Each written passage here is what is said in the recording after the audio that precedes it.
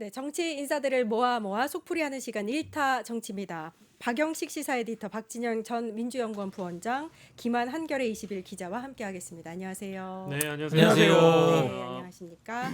지기현 부장판사의 부인하는 그 워딩과 함께 민주당의 입장까지 영상을 보고 시작을 했습니다. 첫 번째 주제인데요. 오늘 공개된 사진 에디터님 어떻게 보셨는지 네. 좋습니다. 예, 사진을 어떻게 봤냐고 물어보시니까 뭐 참담하죠. 예, 그리고 오늘 오전에 사실은 뭐 다들 보셨겠습니다만은 평소에 삼겹살과 소맥을 드시는 분이고 그마저도 사실 접대를 해주는 사람이 없다라는 얘기 아니었습니까? 네. 그리고 이게 저는 사실 조금 그 해명을 하거나 설명을 하는 과정에 어떤 단어를 쓰는지를 보면 이분의 심리가 어떤지 예측도 가능한데 이분이 의혹 제기 내용은 사실이 아니라고 밝혔지만 그런 곳에 가서 접대 받을 생각도 해본 적이 없다. 그렇게 워딩을 했죠. 라고 얘기를 했어요. 네. 그러니까 저는 이게 약간 좀 이상했거든요. 어. 안 갔으면 안 간 거고 아니면 아닌 건데 그런 곳에 가서 접대 받을 생각 해본 적이 없다라는 것은 일단 그런 곳이 어디인지에 대한 명명이 없어요. 그리고 접대 받을 생각을 해본 적이 없다고는 했지만 접대를 받았는지 안 받았는지 여부는 앞에 있는 의혹 제기 내용이 사실이 아니라는 거에 좀 뭉뚱그리긴 했지만 네. 실제 정확하게 디테일한 명시는 안 돼 있다. 그래서 만약에 오늘 이 사진이 공개됐으니까 그 다음 지기현 판사의 해명이 전 더욱 궁금해진다 정도로 함축할 수 있겠습니다. 그리고 이 사진은요. 저는 이거 보고 나서 느낀 게 네. 사법부 전체가 지기현 판사를 보호하는 수단이 아닙니다. 오늘 뭐 이제 대법 쪽에서 이 현장에 감찰 나갔다라는 단독 보도가 있었던 걸로 알고 있거든요. 네. TV조선 보도로 제 기억을 하는데 그 이후에 사법부가 확인을 해보니까 아무 문제가 없다라는 식의 답변이 안 나오길 바랍니다. 일단은 저도 이 사진을 보고 물론 이제 얼굴이 정확하게 박힌 사진이 있다고 계속해서 민주당이 이야기를 했었기 때문에 그런 사진이 있겠다고는 했지만 이렇게 너무나도 정확하게 찍힌 사진이 일단 보고 나니까 좀 어떻게 얘기를 해야 되죠? 황당하다라는 느낌이 들었습니다. 오늘 아침자에 법원행정처에 민주당이 아직 사진 제출을 하지 않았다라는 내용이 담긴 보도가 있었어요. 네. 그래서 지기현 판사가 오늘 아침에 헛발질로 이어진 것 같아요. 그러니까 사진을 아직 안 내, 이렇게 떠들썩하게 해놓고 네. 아직 사진을 안 내니 뭔가 물증이 없는 건가? 뭐 이런 생각을 하지 않았다면 그런 발언을 할 수 없고, 저는 처음 봤습니다. 재판 중에 판사가 신상 발언을 하는 거. 예. 그렇죠. 그러니까 이게 가능한 일인가? 이것만으로도 제가 볼 때는 법원행정처에서 뭐 어쨌든 업무상 징계를 줘야 되는 건인 것 같거든요. 왜냐하면 지금 법원행정처 윤리감사관실에서 감찰을 하고 있는데 판사가 전 국민이 볼 수 있는 중계되는 화면에서 전 국민이 알 수 있도록 자기의 신상 관련된 내용을 예단을 한 거 아닙니까? 자기는 가지 않았다, 이런 말하자면 가이드를 정한 거 아닙니까? 네. 그러니까 그거 자체가 굉장히 부적절한 것 같고, 더군다나 거기서 대고 뭐 뒷조사 이런 표현 썼거든요. 네. 그게 이제 말하자면 지금 정당이 입법부에 있는 한 정당이 사법부를 공격한다라는 어떤 프레임 속에서 이제 네. 발언을 했는데, 뭐 형식적으로도 매우 부적절하고, 예를 들면 내란 재판의 판관이 신상 발언을 하는 것도 부적절하고, 그 내용도 굉장히 부적절하다 이렇게 생각이 됩니다. 판사 뒷조사 이런 네. 워딩을 썼는데 이게 이제 프레임을 네. 씌운 거다라고 말씀을 하셨고, 신성한 재판장에서 본인의 신상 발언한 것 자체가 네. 부적절했다. 아니 예를 들면 검사가 하기 전에, 제가 신문하기 전에 어제 부부싸움을 해갖고 오늘 영 신문할 기분이 아닙니다, 이러면 받아들이겠어요? 그러니까 그런 신상 발언을 하는 것 자체가, 우리가 그렇게 공과사를 구별하지 못하는 한 사람 보지 않았습니까? 네. 거의 마찬가지의 말하자면 심리다. 네. 왜 그 내란 재판에서 본인의 신상 발언을 합니까? 네. 어떻게 보셨어요, 부원장님? 저는 그 변명문에서 네. 띄어쓰기 잘못한 걸 하나 찾아냈습니다. 어디 근데 이게 있나요? 중요한 것 같아서 말씀드릴게요. 네. 그런데 평소 삼겹살에 소주 마시고 지내고 있어. 의혹 제기 내용은 사실이 아니고 그런 데 가서 접대받은 생각도 해본 적 없어. 찾으셨죠? 그런 데가 달라요. 위에 그런 데는 영어로 하면 by the way야. 밑에 그런 데는 that place야. 예, 그러니까 그런 다음에 여기 띄어쓰기를 해야 됩니다. 잘못하셨고. 네. 자, 그런데 같다라는 것 아닙니까? 네네. 이게 사실이라는 것 아닙니까? 네네. 그래서 제가 그런데 that place라는 것을 이제 영어로 해석하면 쉬운데 찾아냈다라는 예. 말씀을 드렸고요. 저는 더 다른 음모론을 한번 이야기해보고 싶어요. 네. 평소에 한국 사회에 소수지만 판사들이 이런데 재판 관계자들과 들락날락 했을 수도 있다, 이런 생각이 듭니다. 그러다 보니까 대법원에서 왜 재수없게 걸려서 그러니까 한번 여론 추이라든가 제대로 수사가 되는지 지켜보고 뭉개든지 한번 눈치 한번 보자. 그 전까지는 우리는 감찰이라든가 조사 안 할 거야. 저 이런 느낌을 받아요. 한두 번 있었던 일이 아닌 것 같다. 그렇죠. 그런 느낌 받아요. 이건 뭐냐면은 사법부가 평소에 이런 일을 하지 않았을까라는 국민들의 의심을 사는 거예요. 네. 자, 두 번째 의심은 이런 행태를 하다가 윤석열한테 걸렸던 일은 없었을까라는 의심이 자꾸 드는 거예요. 윤석열 캐비넷 그러니까 윤석열 일당들한테 네. 과거에 걸린 적이 없었을까? 약점이 잡혀 있다. 그러니까 대한민국 최초로 구속 그 날짜가 아닌 시간 시간으로 단위로 계산해서. 해석해서 풀어주지 않았을까라는 의심이 되는 거예요. 또 또 미래로 한번 가볼게요. 5월 26일 날 전국 법관 회의가 있는데 그때 양비론적으로 이재명과 민주당도 공격 한번 해볼까 이런 마음을 품어설 수 있는데 이 건이 터지니까 이걸 어떻게든지 아니 뭉개놔야지만이 국회를 비판하려고 지금 사법부가 이 일을 적당히 처리하려고 하지 않았을까 또 의심이 되는 거예요. 뭐 제가 의심 많이 하는 사람이라서 저희 의심병일 수 있습니다만은 합리적인 의심입니다. 저는 사법부의 신성함을 믿지 않습니다. 네. 저는 민주주의자이기 때문에 민주주의는 일단 모든 것을 의심합니다. 네. 권력은 집중되면 부패한다. 폐쇄된 권력은 부패한다라는 의심을 갖고 있기 때문에 사법부의 판결을 존중하지도 않을 뿐더러 사법부도 이제 전 국민 앞에 투명하게 공개돼야 된다는 말씀을 드리고 싶습니다. 권력은 집중되면 부패한다 명언까지 남겨주셨고 삼겹살의 소맥 이 이야기를 한 게 어떤 의도가 있는 것이 아니냐.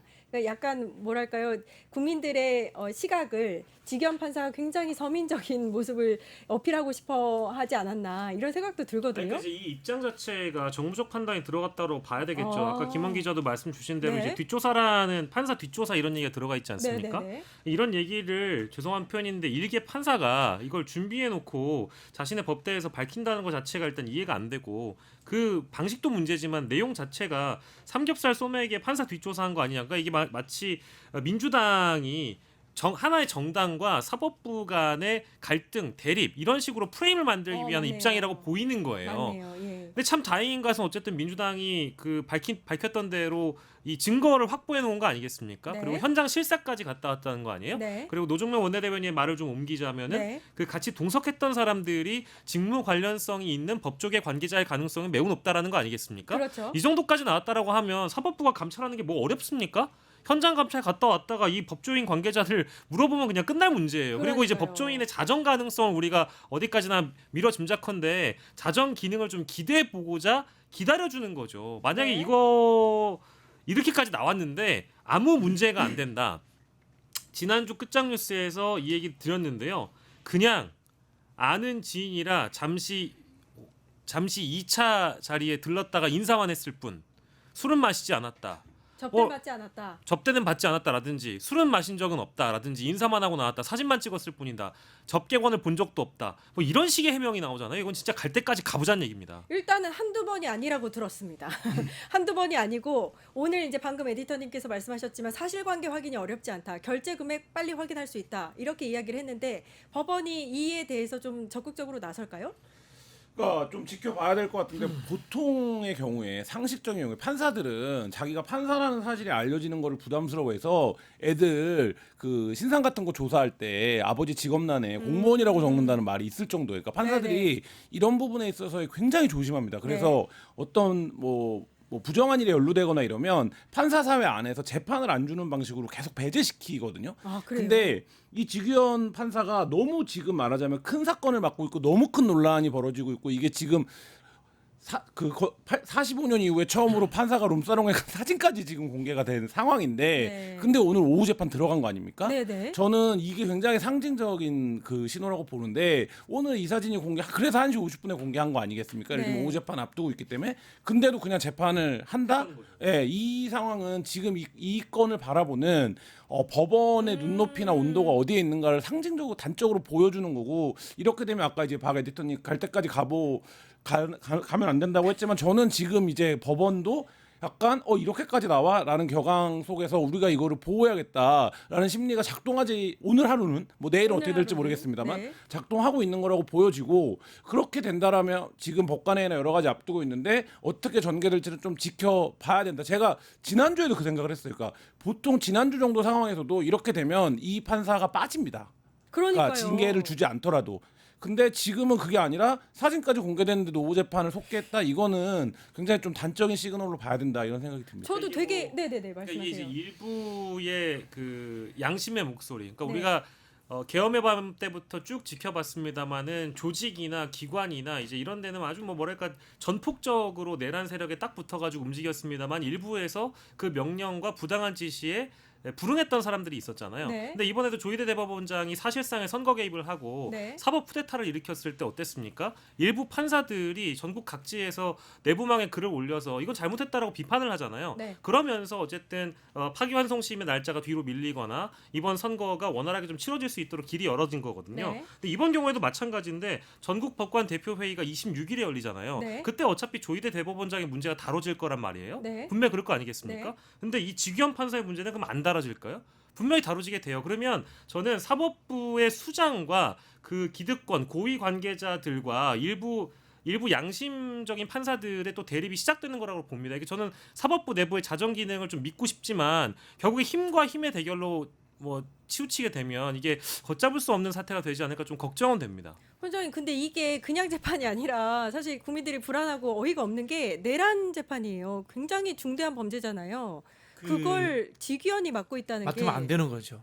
우리 이제 보통 판사들이 이렇게 합니다. 법률과 양심에 의해서 판결한다고 하거든요. 네. 법률은 해석하는 도구고 입법부가 만들어준 겁니다. 네. 근데 이 양심이라고 하는 것은 법률적 양심입니다. 법관의 개인적 양심이 아니라 네. 법률적 양심이라고 하는데 이것은 법을 해석할 만큼의 내가 인격과 그다음에 사회적 소양, 그다음에 교양을 갖고 있다라는 뜻으로 해석됩니다. 네. 근데 과연 한국 사회의 법관들이 그러한 양식과 소양을 다 갖추고 있느냐라는 부분, 이 부분들은 저는 윤석열 일당들에 의해서 이미 한국 사회 법조인들 실력이 다 들통났다라고 네, 봅니다. 네, 네. 그런 부분에서 저는 스스로 물러나는 것이 맞다라는 생각이 듭니다. 네. 이미 이 정도 본인이 약점이 있으면은 법률적 양심을 지킬 만큼의 위치가 못 되는 거예요. 그렇죠. 그럼 물러나야 되는 겁니다. 네. 네, 저는 그런 부분을 말씀드리고 싶고요. 지금의 시기가 저는 그냥 이 사법부가 이걸 한 사람의 직위원의 문제로 접근할 게 아니라 이른바 판사라는 영역, 인간이 인간을 심판한다는 영역에 대해서 철학적 성찰을 할 시기라고 봅니다. 제가 이런 이야기를 하니까 신문 같지도 않은 조선일보하고 대권 후보 같지도 않은 이준석하고 제가 뭐 상권분립을 위반한다 뭐 이런 이야기를 네. 하면서 비판을 하던데요. 이 상권분립이라는 헌법에 보장된 것조차도 국회라는 대의기관이 조정하게 돼 있습니다. 사실은 네. 법률과 헌법을 다루고 만드는 것이 국회이기 때문에 그런 부분에서 저는 한국 사회가 이 판사들이 이제까지 신성가족으로서 누려왔던 누군가를 판결하는 특권에 대해서 이제는 국회가 앞장서서 한번 조정을 할 때가 됐다. 이런 생각이 듭니다. 전면적인 배심원제의 도입이라든가 네. 또 AI를 활용한 부분들 네. 그리고 사실은 국민이 기소하고 국민이 판결하는 아주 깨어있고 똑똑한 민중들의 시대에 맞는 사법제도를 저는 고민해 볼 때라 이런 생각이 듭니다. 다양한 사법부 개혁에 대한 말씀도 해주셨고 그 법률적 양심. 역설적인 건데 네. 예를 들면 검사 비리 관련해서는 검사들이 스폰서 받는 문제는 뭐 스폰서 검사, 그랜저 검사 뭐 이런 이제 얘기가 많았죠. 많았고 예. 영화로도 많이 제작이 그렇죠. 됐어요. 검사들과 예를 네, 들면 익숙합니다. 커넥션. 근데 많은 분들이 뭐 오래되신 분들은 기억하지 기자들은 이제 종종 하는 얘기인데 의정부 법조비리 사건이라고 있었습니다.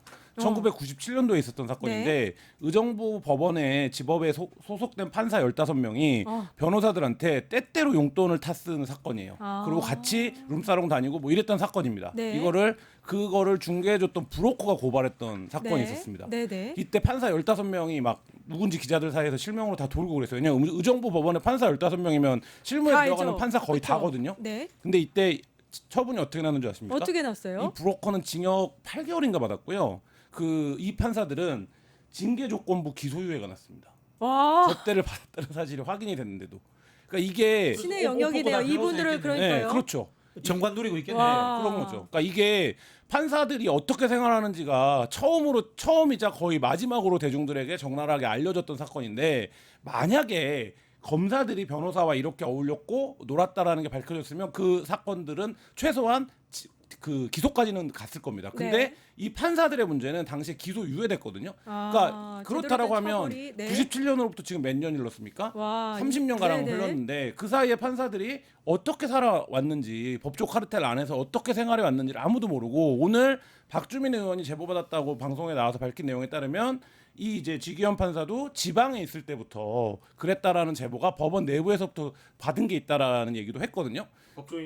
법조계 관계자라고 네, 했죠. 법조계 맞아요. 관계자. 그러면 결국에는 이게 이제 말하자면 뭐 지기현 판사도 오늘 그래서 그 표현을 쓴 건데 그렇게 해주는 사람도 없다라는 표현을 쓴 것 같은데 아. 제가 예전에 검사들 비리 관련 취재할 때 지방에 이제 검사가 내려가면 네. 범죄예방위원회라고 해서 지역의 유지들이 이제 하는 친목 단체 같은 게 있습니다. 이게 뭐냐면 대방위원회가 네. 범방이라고 부르는데 이게 이름은 범방인데 검사 스폰서 조직이에요. 사실상 와. 지역에서. 그래서 초임 검사 내려오면 그 지역에 어디 음식점이 맛있고 어떤 술집을 가야 되고 이런 걸 전혀 모르지 않습니까? 그리고 대부분 사법고시 보고 얼마 안 돼서 지방에 내려오기 네. 때문에 그러면 이제 그 사장님 형님들이 데리고 다니면서 지역에 맛있는 것도 사주고 술도 사주고 이런 조직이에요. 그게 와. 2000년대 중반 후반까지도 운영이 됐었어요. 근데 검사는 그런 관계들이 영화로도 제작이 되고 뭐 이렇게 됐었는데 네. 그래서 그 유명한 뭐 윤석열이 짜장면 먹고 있었는데 범방위원들이 쭉 들어왔다 이런 얘기들이 있는 거 아닙니까? 네, 과거 네. 이제 지청 시절에. 근데 판사들 다를까요? 네. 이런 생각을 이 사건을 보면서 하게 되고 그러면 그래서 제가 찾아보니까 의정부 법조비리 때 그래서 판결이 어떻게 난 거야라고 봤더니 아. 그때 판사들한테는 징계 조건부 기소유예했다.